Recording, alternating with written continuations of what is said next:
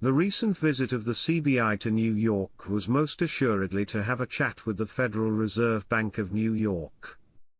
The FRBNY is holding the DFI funds and has been since 2003. I should imagine that the CBI was discussing the release of the funds back to the CBI as part of the economic reform regimen. In the past, accounting of the funds has come under scrutiny. $1.7 billion was unaccounted for, so said the Pentagon. Distrust has been an issue. In 2020, the State Department threatened Iraq with denial of access to the funds if Iraq ever insisted the United States military withdraw away from the grey list. Article quote, due to the spread of this phenomenon means the Iraqi business environment has become compliant with international standards. They're ready to be Article 8 compliant. To be in compliance you're going to have an exchange rate. 1,310 isn't one of them. This reeks of Article 8 compliance with the IMF, knocking on the door. I think that is powerful. Iraq told us all about how they fully intend to get back the glory days of dinar, and so, yes, simply put, they are doing it. At this point the pieces are all aligning so nicely. It's all about implementing the financial reforms, and then comes the project to delete the zeros followed by the reinstatement. You can't do one without the other. It certainly is not all done. The path to the reinstatement is crystal clear. You can see the writing is on the wall. I don't say this lightly either. We are just about there.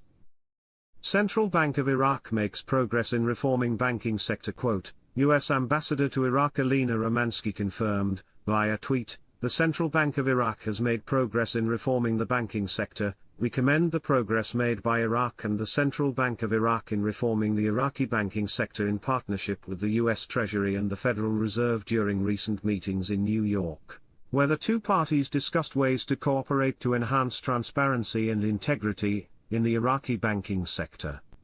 13 banks over there are set up for foreign currency exchanges. Saw an article on that a few days ago.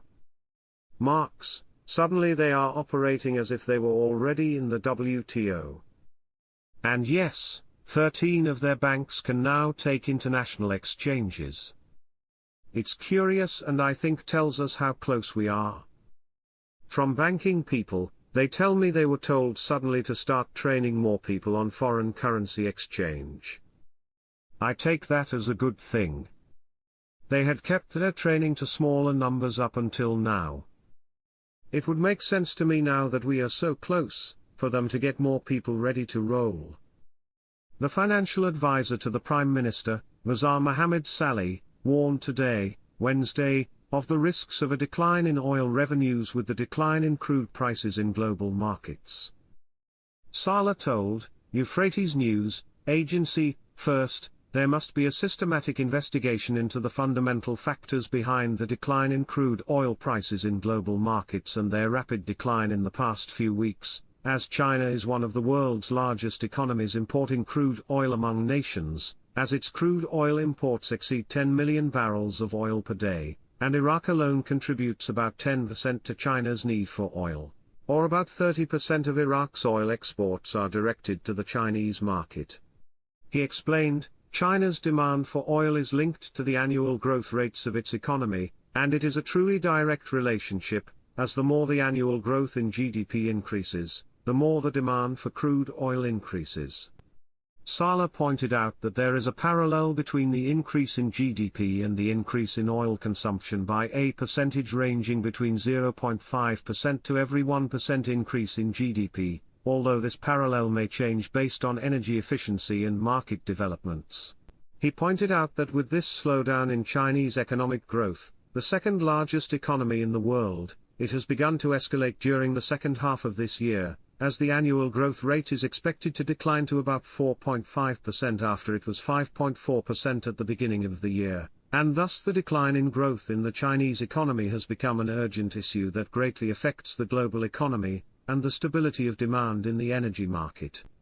He noted that Chinese economic data shows noticeable weakness, especially in the industrial and service sectors, as the China Purchasing Managers Index in August 2024, which is a key measure of economic activity, fell to its lowest level in 6 years.